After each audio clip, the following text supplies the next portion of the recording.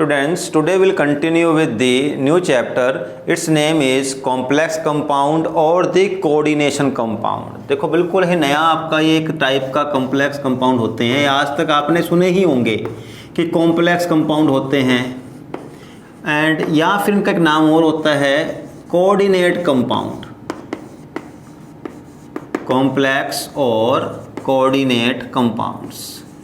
और ये मैंने भी आपको कई बार +1 में बताया भी होगा कि that these are the compounds, जिसमें एक स्पेशल टाइप की आपका फॉर्मूला बनता है. उसमें हमेशा ब्रैकेट ऐसे लगती है, ये इस टाइप की ब्रैकेट लगती है. तो मैंने वहाँ हमेशा कहा है कि we can't discuss it in the class because ये +2 में आएगा. पहले उसके लिए आपको ट्रांजिशन डी ब्लॉक एलिमेंट्स पढ़ने पड़ेंगे. हम वो लास्ट चैप्टर में कर चुके हैं. डी ब्लॉक एलिमेंट्स हम लास्ट चैप्टर में कर चुके हैं. और ज़रा ध्यान रखना, ऐसा एक भी कोऑर्डिनेशन कंपाउंड नहीं जिसमें कॉम्प्लेक्स में जिसमें डी ब्लॉक एलिमेंट ना हो. ये डी ब्लॉक एलिमेंट से ही बनेगा. मीन्स ताकि मैं आपको जरा ध्यान रखना.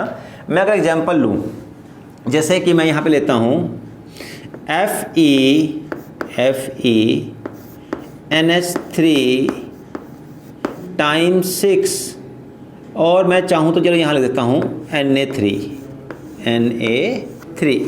ये एक कॉम्प्लेक्स कंपाउंड है. जरा समझना व्हाट इज कॉम्प्लेक्स कंपाउंड. इस तरीके से मीन्स ये ब्रैकेट आ गई, ये कॉम्प्लेक्स कंपाउंड है. और इस ब्रैकेट में देखो, जैसे ये ब्रैकेट है, जैसे ही ये ब्रैकेट शुरू हुई बिल्कुल यहाँ पर आपको मेटल मिलेगी.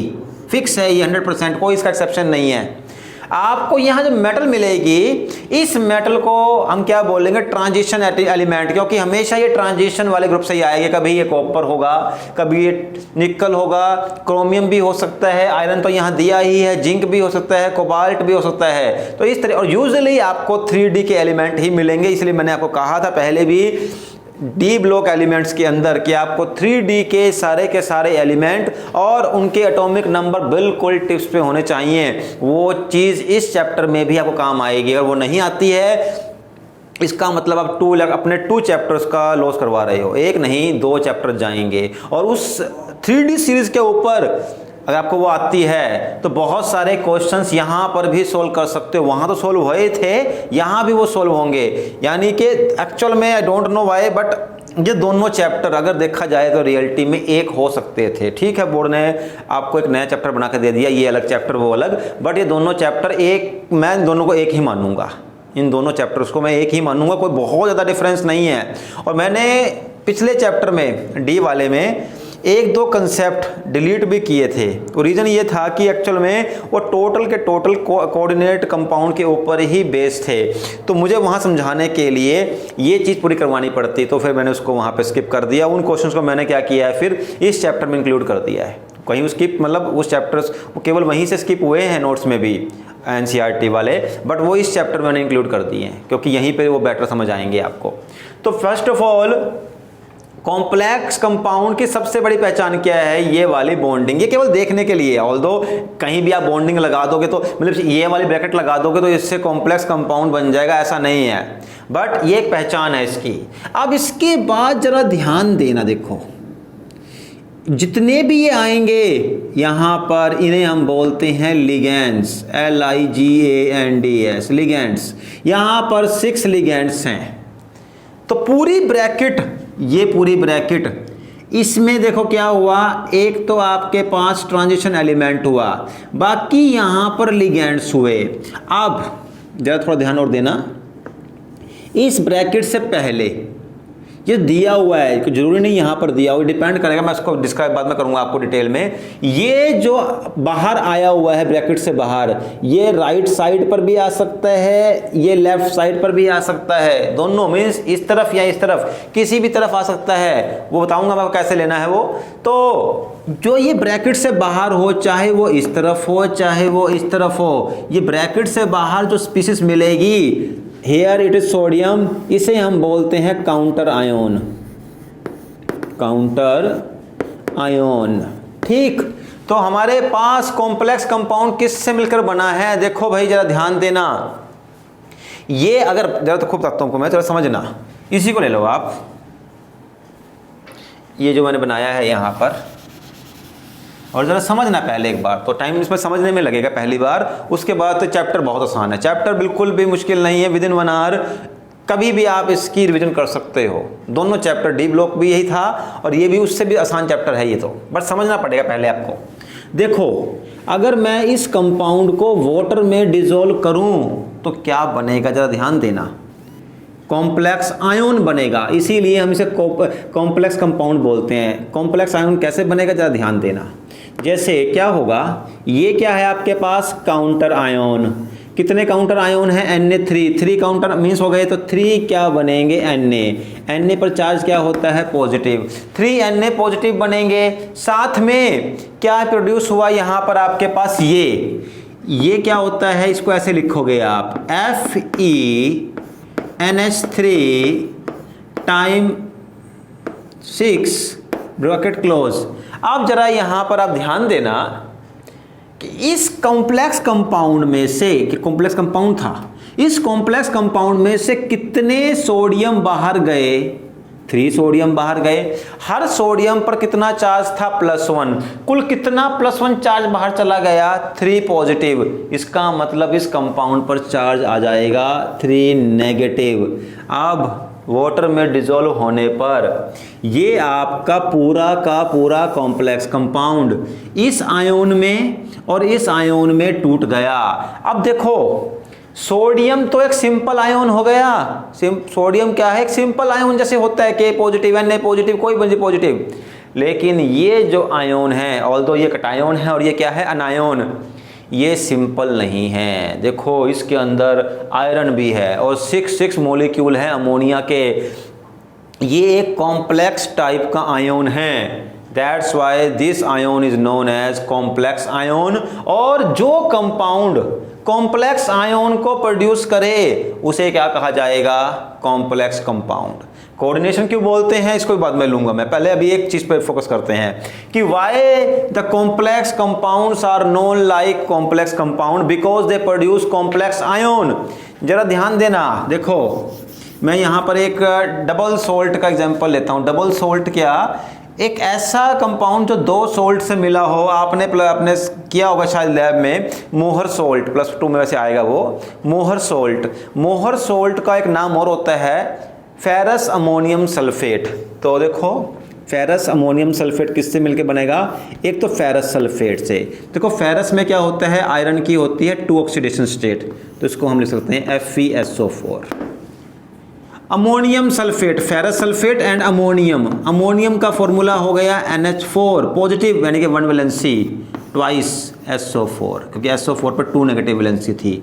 FeSO4 NH4 times 2 SO4 ferrous ammonium sulphate. ये एक डबल सोल्ट है। क्या है ये, एक डबल सोल्ट। अगर आप इसको वाटर में डिसॉल्व करो तो कोई कॉम्प्लेक्स कंपाउंड नहीं बनेगा। क्या क्या बनेगा देखो जरा, यहाँ पर ये टूट जाएगा, आयरन और सल्फेट अलग अलग हो जाएंगे, तो क्या बनेगा, एक तो बन जाएगा आयरन Fe2 पॉजिटिव, सल्फेट पर चार्ज क्या होता है SO4 2 नेगेटिव, और अमोनिया कितने हैं यहाँ पर 2, तो 2 अमोनिया बनेंगे और अमोनिया पर चार्ज क्या आएगा +1।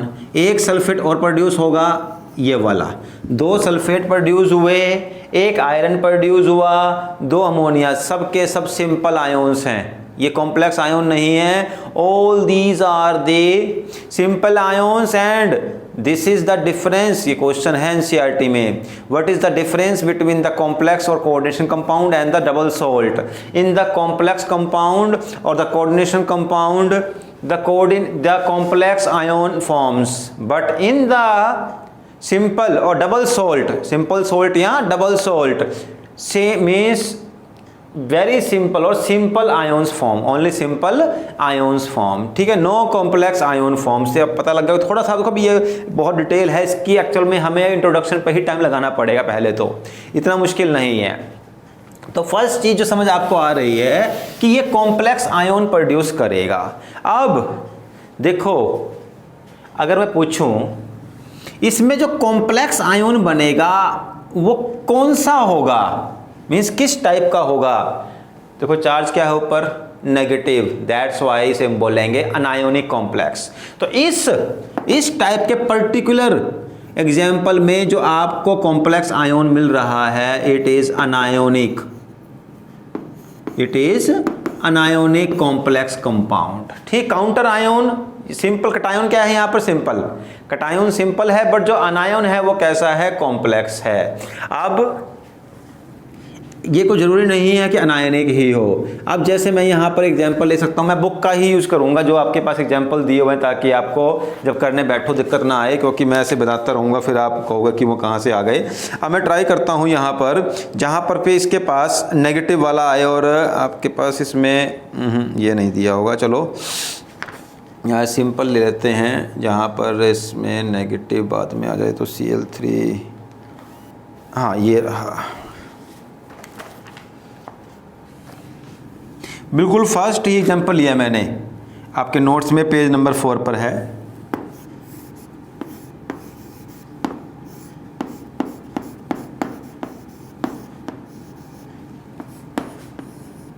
थ्री एंड 3 6 Cl3 है, ठीक है। नाउ सी, देखो अब दोनों से ही आपको हेल्प मिल जाएगी पूरा समझने में। अभी हम इसका नेमिंग नहीं करेंगे, नेमिंग के लिए पूरा एक अलग से प्लेटफॉर्म है, पूरा नोमेनक्लेचर के लिए रूल रेगुलेशन से जैसे IPC के होते हैं तो वहाँ करेंगे। बट अभी सिंपल देखो, जरा ध्यान दो, ये ब्रैकेट से लेके ये ब्रैकेट तक, यानी कि ये तो क्या बनेगा यहाँ पर, कॉम्प्लेक्स आयोन, ये बनाएगा कॉम्प्लेक्स आयोन। अब जरा ध्यान दो, देखो आप क्वेश्चन आ सकते हैं बहुत, ये बहुत ही फंडामेंटल क्वेश्चन है, तो कोई मुश्किल नहीं है, मैं जस्ट टाइम से लगा रहा हूं कि आपकी जो है बेसिक मजबूत हो जाए। देखो यहां जो कॉम्प्लेक्स आयोन बनेगा वो कौन सा होगा, कटायोन या अनायोन, इसमें कोई बहुत बड़ा आपको मैथमेटिक इक्वेशन नहीं लगानी है, बहुत ही सिंपल सा रूल। सिंपल रूल क्या कहता है कि आयोनिक कंपाउंड में पहला जो आयोन होगा वो कैसा होता है, कटायोन। पहला हमेशा क्या होता है, कटायोन, दूसरा क्या होता है, अनायोन। ऑल्दो देख के पता लग रहा है Cl नेगेटिव होता है, इधर हमने लिखा तो Na पॉजिटिव होता है, इससे भी आइडिया मिल जाएगा आपको, बट फिर भी रूल फॉलो करोगे।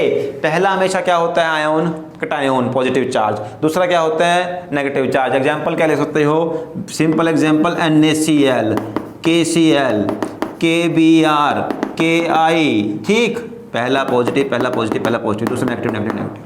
हमेशा आयोनिक कंपाउंड में पहला पॉजिटिव और दूसरा नेगेटिव होगा।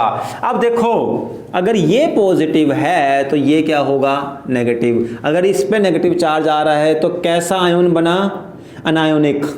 अब ये देखो यहां से लेकर के यहां तक पहला आयोन है, ये कौन सा है आपका, दूसरा आयोन, काउंटर आयोन है। इस कॉम्प्लेक्स में इसको हम काउंटर आयोन बोलते हैं। काउंटर क्यों बोलते हैं, देखो अगर मैं इसको वाटर में डिसॉल्व कर दिया, कितना चार्ज आया इसके ऊपर, 3 नेगेटिव, ये इसके चार्ज को काउंटर करेगा, नेगलेक्ट करेगा, इसको वहां पर जाकर के कैंसिल आउट कर देगा, तो इसकी वजह से इसका चार्ज खत्म हो जाएगा और ये आपको मिलेगा एक neutral complex compound. That's why it is known as counter ion which counter the charge. अब यहां जरा ध्यान दो, जब आप इसको, अब इसको देते हैं हम, देखो ऑल्दो मैंने अभी ये नोट्स में जैसे दिया है आपको इनिशियली उस तरीके से नहीं करवा रहा हूँ, पहले समझा रहा हूँ कि ये इसको देखो हम समझा ही सकते हैं। I can't right this thing in the notes, otherwise ये समझने भी आने वाले भी नहीं है। अब देखो क्या होगा, ऑल्दो ये चीज़ें बाद में आएंगी, नोट्स बीच में आएंगी, बीच में ही आ सकती थी, बट समझाने के लिए हम पहले कर सकते हैं।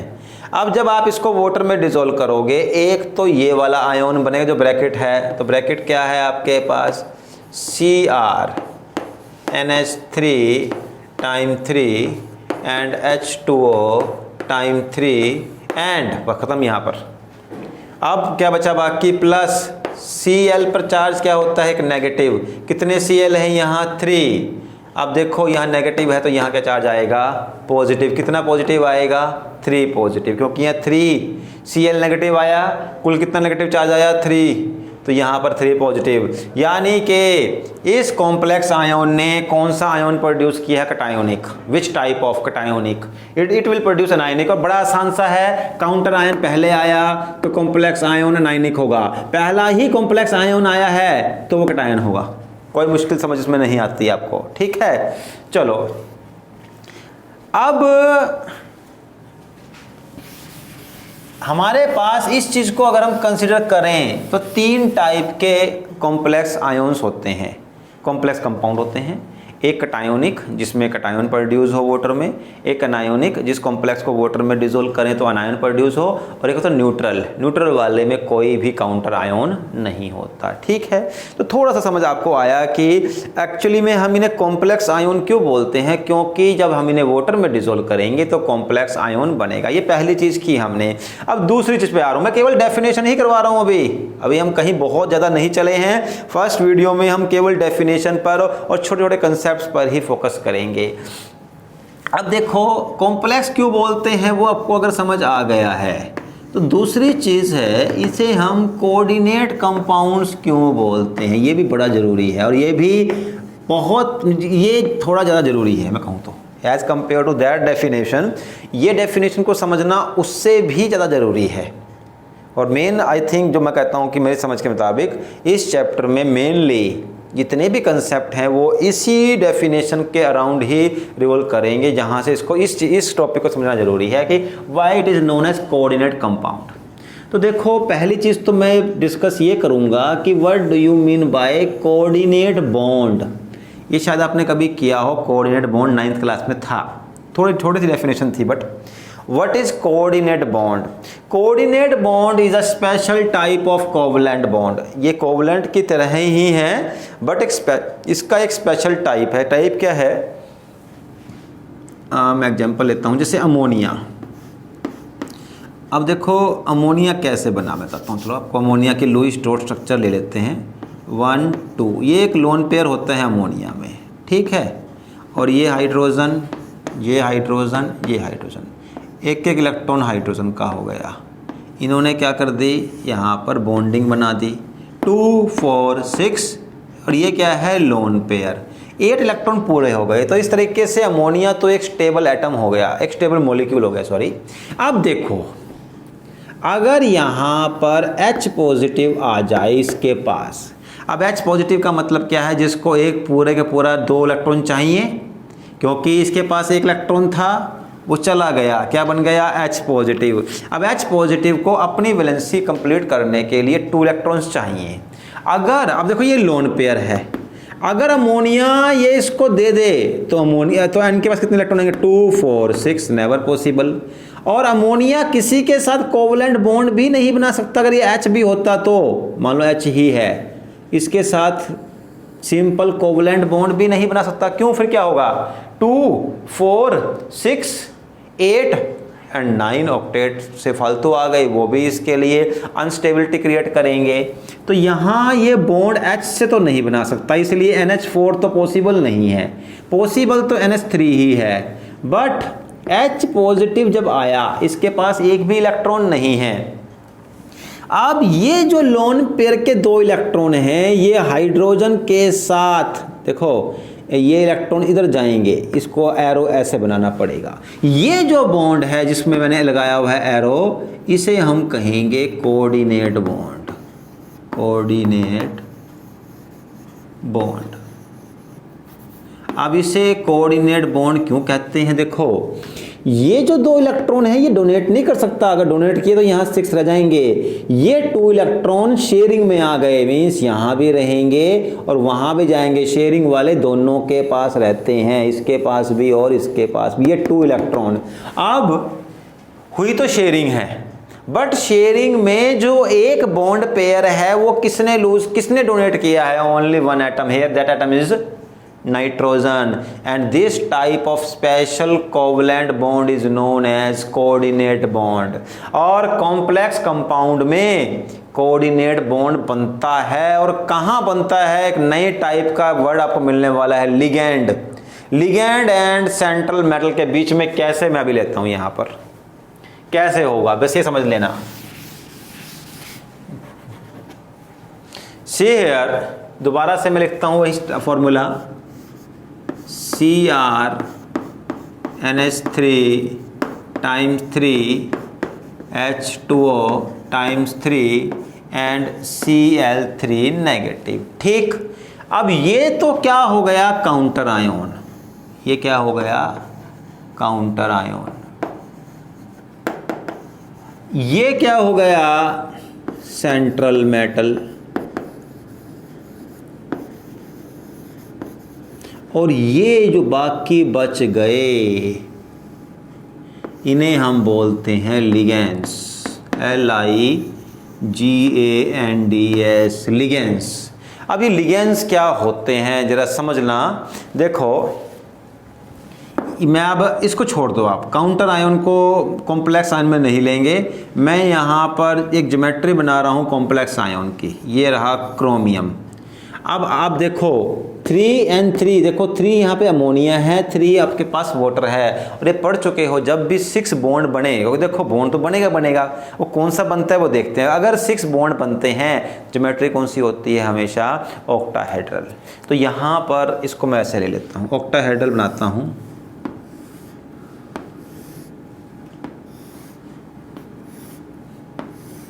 तो मर्जी है, आप चाहो तो एक साथ लिख दो, ऐसा कोई बहुत बड़ा रूल अभी यहाँ पे आपको जरूरत नहीं फॉलो करने की।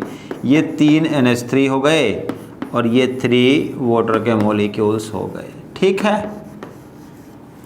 अब ये सेंट्रल मेटल है और इन्हें क्या कहूँगा मैं, लिगेंड्स। ये सब के सब क्या हैं, लिगेंड्स। अब लिगेंड होते क्या हैं जरा समझना। Ligands can be molecules, ions और एटम्स, molecules, ions और atoms which donate electron pair to the central metal, जो सेंट्रल मेटल को अपना लोन पेयर डोनेट करें। पर एक्चुअली ये डोनेट वर्ड हम यूज तो करते हैं, लिखोगे भी आप यही, बट यहां पर ये जो वाटर है इसके पास एक लोन पेयर है, 2 लोन पेयर होते हैं वाटर के पास। ऐसे ही कभी मैं देखा अमोनिया के पास एक लोन पेयर है। ये अपना लोन पेयर कोऑर्डिनेट बॉन्ड बनाने में हेल्प करेंगे। यानी कि देखो ये इसको ऐसे ले सकते हो, वाटर को ऐसे ले सकते हो H2, ठीक है, OH2, ठीक है, OH2। अब O के पास क्या है, 2 लोन पेयर। एक लोन पेयर इस तरीके से ये इसके साथ शेयर करेगा। Although you will say that ligand, अब क्या हुआ, ligands are those species which donate its electron pair to the central metal. जो सेंट्रल मेटल को अपना एक लोन पेयर डोनेट करे उसे लिगेंड कहेंगे। तो ये सब अपने लोन पेयर इसे डोनेट करते हैं। अब देखो भाई आपके पास लिगेंड कौन कौन से हो सकते हैं। लिगेंड होने के लिए 2 कंडीशन का होना जरूरी है। या तो जो मॉलिक्यूल है उसके पास एक लोन पेयर हो, क्या हो, उसके पास एक लोन पेयर। जैसे कि यहाँ पे अमोनिया के पास लोन पेयर है ऑन द नाइट्रोजन, ऐसे ही वाटर में ऑक्सीजन के पास क्या है, लोन पेयर। पहली कंडीशन तो ये है। इसके अलावा या उसके ऊपर नेगेटिव चार्ज, जैसे F negative, Cl negative, Br negative, I negative. अब देखो अब कुछ बच्चे कहेंगे कि इसके ऊपर अगर नेगेटिव चार्ज है तो ये कैसे लूज कर सकता है। देखो भाई हमेशा अगर इलेक्ट्रॉन लूज करेगा तो नेगेटिव स्पीसीज ही लूज करेगी। मैंने ये नहीं कहा कि जिसके ऊपर जिसकी इलेक्ट्रॉन नेगेटिविटी हाई है, बल्कि उसने इलेक्ट्रॉन को गेन कर लिया है। एंड वी नो, पढ़ चुके हैं हम अभी तक कि हमेशा चार्ज जो है वो स्टेबिलिटी को कम करता है। अब जिसके ऊपर नेगेटिव चार्ज आ गया उसकी स्टेबिलिटी कम हो गई, वो स्टेबिलिटी कैसे दोबारा से रीगेन हो सकती है, अगर वो चार्ज रिमूव हो जाए। अब जिसके ऊपर नेगेटिव चार्ज है वो कैसे रिमूव होगा, जब ये अपने इलेक्ट्रॉन को लूज कर दे। तो ये नेगेटिवली चार्ज स्पीसीज भी अपने इलेक्ट्रॉन डोनेट कर सकती है with the central metal and these are also ligands. तो लिगेंड कैसे होते हैं, या तो जिनके पास लोन पेयर हो या जिनके ऊपर नेगेटिव चार्ज हो, these are known as ligands. So what are ligands? Ligands are those species which make coordinate bond with the central atom and they provide a lone pair to the central metal. They provide lone pair to central atom and make a coordinate bond. ठीक है, तो ये कभी हमने coordinate और complex compound की definition पढ़ी है कि किन्हें बोलते हैं हम कोऑर्डिनेट बॉन्ड, कोऑर्डिनेट कंपाउंड, या किन्हें बोलते हैं हम कॉम्प्लेक्स कंपाउंड। ठीक है, अब थोड़ा सा आज हम पढ़ लेते हैं रिगार्डिंग द लिगेंड्स कि लिगेंड्स होते क्या हैं, टाइप्स वगैरह, उसके बाद फिर हम बाकी कल स्टडी करेंगे। तो लिगेंड्स पर थोड़ी स्टडी कर लेते हैं। What are ligands? तो पता लग गया हमें ligands are those species which make coordinate bond with the central atom and they provide a pair of electron to the central atom। ये बात हमारी हो चुकी है। अब देखो इसके बाद अगर मैं ज़रा ध्यान देना, ligands हमारे पास 3 टाइप्स के हो सकते हैं। कौन कौन से? एक को बोलते हैं हम यूनिडेंटेट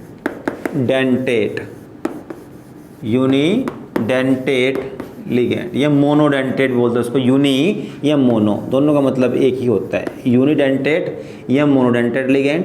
दूसरा होगा बाईडेंटेट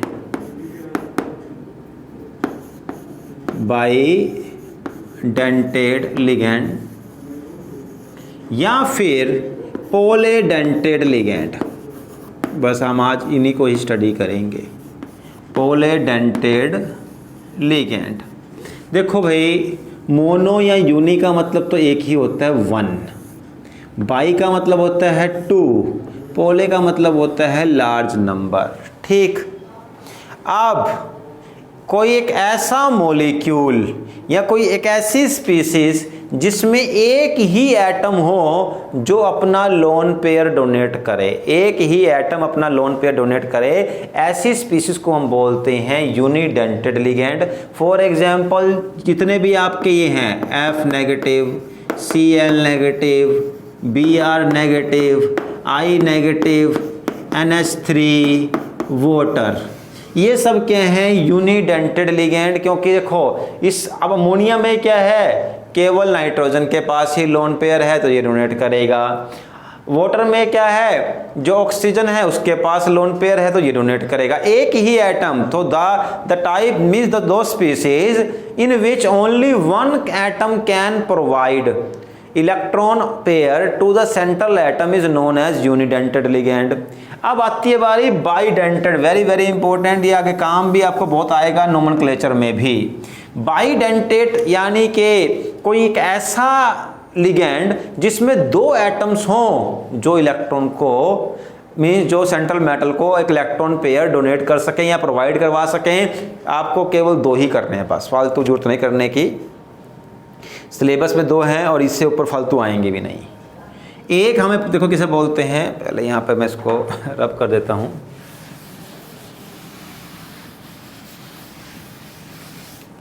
देखो एक का नाम है हमारा इथाइलिन डाइअमाइन, देखो, या इथेन 1,2 डाइअमाइन। इथेन का मतलब कितने कार्बन आ गए? 2, ईथ मीथ, ठीक है, मीथ ईथ। इथेन 1,2 तो ये 1 है तो ये 2 होगा। डाइअमाइन यानी कि एक NH2 इसके पास लगेगा और एक NH2 इसके पास। देखो हुआ क्या, आए तो थे NH3 बट हाइड्रोजन चला गया, एक वैलेंसी क्रिएट हुई, that combined with the hydrogen, ठीक है ना, सॉरी कार्बन।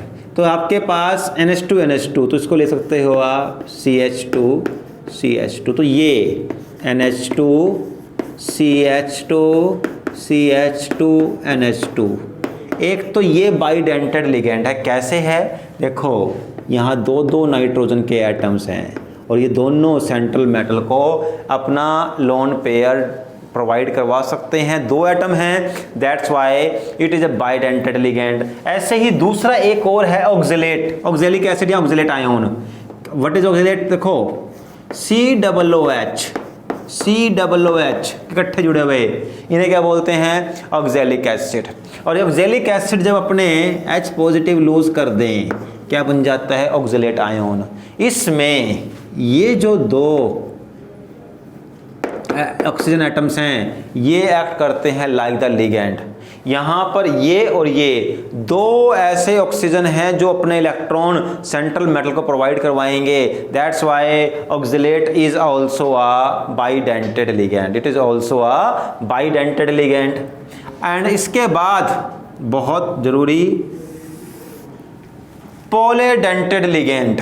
पॉलीडेंटेड लिगेंड का एक नाम, इसका जो example means in which more than 2 atoms provide the electron pair to the central atom, they are known as polydentate ligand, जिसमें दो या दो से means more than 2, 3 or more than 3 atoms are involved in the process of donation of its electron pair to the central atom। और इसका एक ही example है, फालतू को जरूरत नहीं करने की है, EDTA।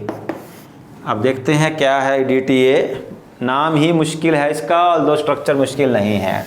EDTA का मतलब होता है ethylene di amine tetra acetate, ethylene di amine tetra acetate. अब देखो फर्स्ट है इथाइलिन मीन्स 2 कार्बन, बड़ा आसान सा, देखो ऐसे देखोगे आप बड़ा मुश्किल पड़ेगी बनाने के लिए। यहाँ देखो इथाइलिन डाई अमाइन में 2 कार्बन आ गए, अब इथाइलिन फिर डाई अमाइन कहाँ है, तो डाई अमाइन के लिए आप एक काम करो, पहले ये ऐसे N लगा दो, अभी N लगाओ क्योंकि बाद में देखते हैं इसमें कितने चाहेंगे वो। तो इथाइलिन 2 लगा दिए N अमाइन के लिए, टेट्रा एसीटेट, एसीटेट का फॉर्मूला अभी कभी किया है हमने, एसीटेट क्या होता है आपके पास COO, ठीक है ना, CH3 यहाँ पे गलत कर दिया मैंने, CH3COO, ये क्या हुआ एसीटेट। देखो एसिटिक एसिड से बना था एसीटेट आयोन, ये है आपके पास एसिटिक एसिड, एसिटिक एसिड से H पॉजिटिव चला गया, क्या बचा CH3COO नेगेटिव, ये है एसीटेट आयोन। तो टेट्रा एसीटेट, तो यानी कि 2 एसीटेट तो यहाँ आ जाएंगे और 2 एसीटेट यहाँ आएंगे, CH3COO negative, CH3COO negative, CH3COO negative, CH3CO negative. अब देखो नाइट्रोजन की 3 वैलेंसी होती है, 1 2 3 पूरी हो गई, no need of placing any hydrogen there, 1 2 3 बस।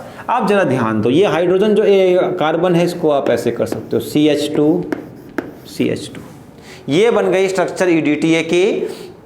और इसमें एक लोन पेयर इस नाइट्रोजन के पास, एक लोन पेयर इसके पास, 1 2 3 4 ऑन द हाइड्रोजन, कुल मिलाकर के यहाँ पर 6 एटम्स हैं जो अपने इलेक्ट्रॉन्स को लूज में डोनेट कर रहे हैं to the central atom. That's why इसके अंदर क्या है 6 एटम्स हैं जो अपने इलेक्ट्रॉन लूज कर रहे हैं। और किसी भी लिगैंड में कितने एटम लूज करते हैं उसको उसकी डेंसिटी बोलते हैं, यानी कि यहाँ कितनी डेंसिटी हो गई 6, इसकी डेंसिटी 6 हो गई।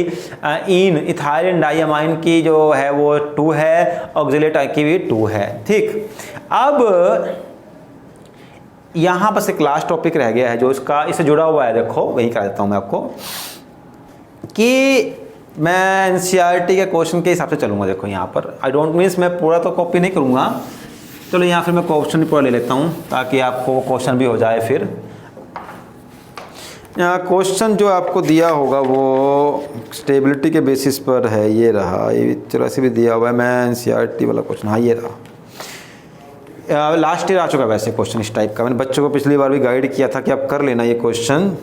तो देखो मैं यहाँ पर ऑल्दो NCERT प्लस दोनों को ही प्रीवियस ईयर दोनों को मिक्स करके क्वेश्चन बना रहा हूँ। यहाँ पर एक तो आपके पास ये कॉम्प्लेक्स आयोन दिया हुआ है, ये दूसरा कॉम्प्लेक्स आयोन दिया हुआ है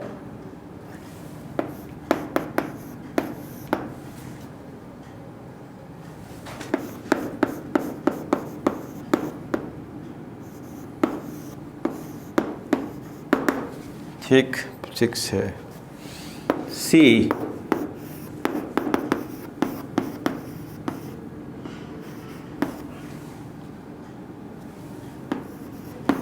नेगेटिव और D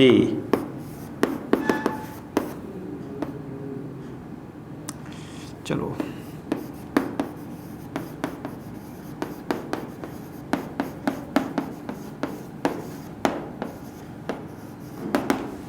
नाउ सी इन 4 कंपाउंड्स, कंपाउंड तो नहीं है आयोन्स है, कॉम्प्लेक्स आयोन, इन 4 कॉम्प्लेक्स आयोन में से 2 कॉम्प्लेक्स आयोन मोर स्टेबल है देन दी अदर, कैसे पता लगाओगे? ये लेस स्टेबल है, ये दोनों मोर स्टेबल हैं। अब देखो ये कैसे पता लगाओगे आप? यहाँ पर एक टर्म आती है जिसे हम बोलते हैं chelating effect, CHELATING, chelating effect. What is chelating effect? किसी कॉम्प्लेक्स कंपाउंड में अगर आपके पास बाइडेंटेट या पॉलीडेंटेड लिगेंड हैं तो वो सेंट्रल एटम के साथ में एक रिंग जैसे स्ट्रक्चर बनाएंगे और उसे बोलते हैं चिलेटिंग रिंग। क्या बोलते हैं? Chelating ring. And that phenomena is known as chelation. कैसे? देखो मैं एग्जांपल लेता हूँ, अभी इसका पहले ये लेता हूँ, ये थोड़ा आसान पड़ेगा आपको। ये वाला देखो कितने दिए हुए 3, आप इसको ड्रॉ करो Fe। अब देखो क्या होगा, NH2 CH2, इसको थोड़ा ऐसा बनाना पड़ेगा समझने के लिए आपको। NH2 CH2 NH2, एक तो ये हो गया, एक ऐसे बना दो NH2 CH2 NH2, एक ये बना दिया। एक चलो यहाँ से ले लो आप NH2 CH2 NH2। देखो N के पास लोन पेयर है। अब एक तो ये वाला N इसको देगा, एक N यहाँ से देगा। अब देखो क्या बन गई, एक क्लोज रिंग। ऐसे ही इस N ने दिया, इस N ने दिया, क्या बन गई, एक क्लोज रिंग। ऐसे ही इस N ने एक इलेक्ट्रॉन पेयर दिया, एक इसने दिया, क्या बन गई, एक close ring. And this ring is known as chelating ring. ठीक है, क्या बोलते हैं? Chelating, CHELATING, chelating ring. और जिस कंपाउंड में चिलेटिंग रिंग बनती है that compound is more stable. और चिलेटिंग किस में बनेगी? जहां पर लिगेंड जो है मोनो ना हो, बाई ट्राई पॉली जो मर्जी हो। तो इसका मतलब यहां देखो दोनों में से कौन दोनों स्टेबल है? क्यों? Because of the presence of bidentate ligand. अगर हम EDTA ले लें, इससे भी ज़्यादा स्टेबल, जितनी ज़्यादा क्लोज रिंग वाला स्ट्रक्चर बनेगा उतनी ज़्यादा स्टेबिलिटी बढ़ेगी। अब क्वेश्चन आ सकता है next year, why the EDTA makes a stable complex compound? Due to the chelating ring. Because it is a polydentate ligand, it will make a chelating ring with the metal ion, that's why it is the complex will be more stable. ठीक, तो चलो आज हमने थोड़ा सा introduction किया है complex compound का। ऑल्दो मैंने इसमें कुछ ऐसी चीज़ें भी ले ली हैं जो बाद में इंक्लूड होने वाली हैं, बट कोई नहीं, वो समझने के काम आई थी, दोबारा भी उनको डिस्कस कर लेंगे। तो अभी आज हमने ये जस्ट इंट्रोडक्शन किया है, कल हम फर्दर थोड़ा लिगेंड के ऊपर वर्क करेंगे and after the ligands will move towards the nomenclature. Okay, thank you.